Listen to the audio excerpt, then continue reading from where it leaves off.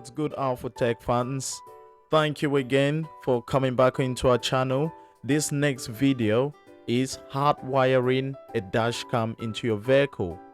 On this video, I'll take you through the steps of hardwiring a dash cam into your vehicles, locating the fuse, testing your fuses. And it's very important we do it this way because the system just looks neat. You normally get the dangling wire out there, which looks horrible. This way, it just looks clean and all those nasty cables are out of the way. This way you can even hide your cameras. If you got smaller covert cameras or smaller cameras you can integrate into the headliner, that will be perfect. So everyone, sit back, relax and enjoy. Peace. Locating your fuse box is usually easy. Underneath the driver's footwell you get a cutout labeled fuse and OBD. If we pop that open, you'll see your OBD port, usually at the bottom or somewhere at the top, and obviously your fuses as well. What you can do is turn that cover over and you can see exactly the fuses and what they're connected to or what they fuse to. So they've got the names there. You can either blindly wire up to, or you can do a manual testing as we will do a little bit later. This vehicle I'm working on is a 2022 Hyundai i10. My partner uses this vehicle to do runs around to work and back, and she's usually with our daughter as well, and it's just good for me to connect this up so she can use the vehicle safely on the road, and I know she's safe. Another location for your fuse box is underneath the bonnet.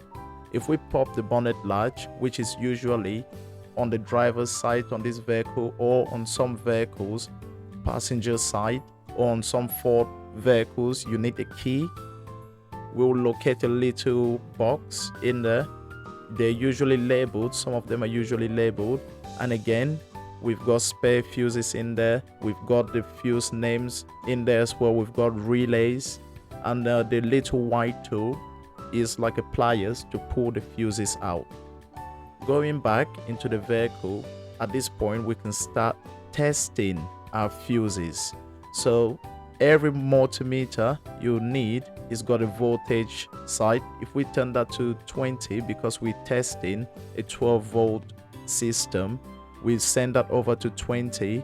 We can then start the testing process. We use the red one to prop the fuses and the black one to ground it. When you're ready to test your fuses, what you need to do is find the grounding point.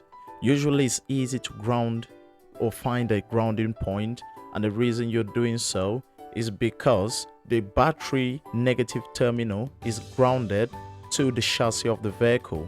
A grounding point is any point that meets the chassis of the vehicle. As you can see, I'm going to use the bolt on the door because I know that grounds directly to the chassis of the vehicle. And when you're ready to do that, always make sure you ground it first and it's making good contact before you go ahead probing at your fuses. As you can see, I'm just testing what fuse will come live. I'm looking for any numbers above 11.5 volts, and I'll just probe around and test exactly which fuse comes live when my ignition is completely turned off. I'm doing so because I need to connect that camera so it records all the time.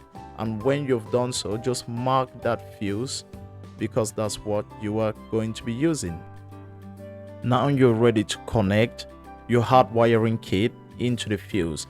I've got a 15 amp fuse on this one now because the kit I'm using, I took it out of our previous vehicle. So when I pop that fuse out, the 5 amp fuse is actually the fuse for the camera. That's all you need. So now what I'll do with that 15 amp fuse out is I'll swap it with the 10 amp fuse I located earlier. Using the tool we found earlier, I'll just grab that and pop it straight out. And once that's straight out, all I need to do is replace that fuse into the blade where I took off the 15 amp fuse earlier. So make sure you push that down so it's seated properly in, so you don't want the fuse to be hanging out. And once that's done, all you need to do is plug it in and wire through everything properly. By wiring through everything properly, I mean you need to ground it as well, because you're sending live electricity into the system. You need to ground that as well to complete the circuit.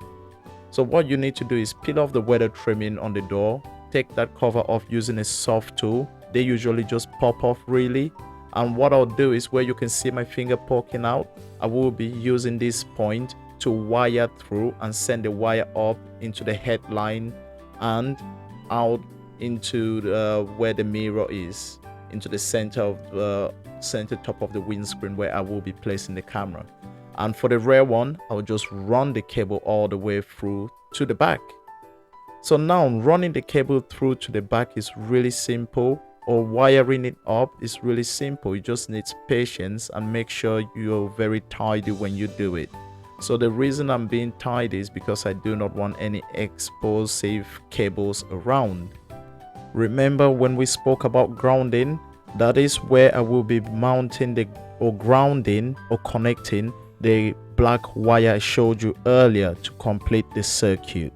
At this point of your job, all you need to do is run the wiring through, and when the wiring is run through and is done and you're happy everything is tucked in neatly, put that weather trimming back in. So you just put it back together, put the side piece back on together, then you just make sure everything is in nice and tight so you don't get water dripping into your vehicle, running into your vehicle. And when that's done, you move on to the next step. Once you're ready, you've already done your grounding, you've ground the wire and the fuse is plugged in. Double check all the cables are tucked in. All you need to do next is just plug that blade back in where you took it out and just double check your camera is running. As you can see, my camera is running. The quality is not as great as I would hope for it to be, but you can see it's running and it's live, which is perfect. As you can see my dash as well, there are no lights on, it's not turned on, and the camera is running. I've tried this for weeks and it's not draining my batteries whatsoever. The next stage on your job is plugging in the rear camera. As you know, this normally comes in pair if you buy them in a pair. And what you do is you just plug that in into the port provided. These cameras usually come with a red wire attached to it, and that red wire's sole purpose is to splice into the reverse light.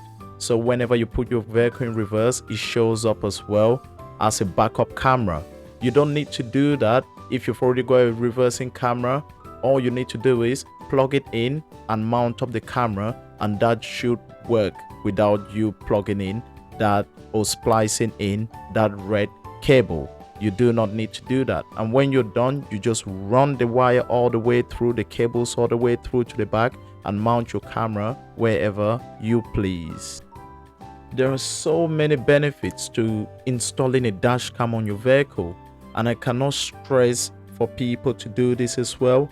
Install a dash cam on your vehicle to protect yourself against crazy people out there on the roads, because there are people out there on the roads who just wake up in the morning and try to look for trouble, and it's very important you do so, and I've done so to keep my family safe as well when I'm not around.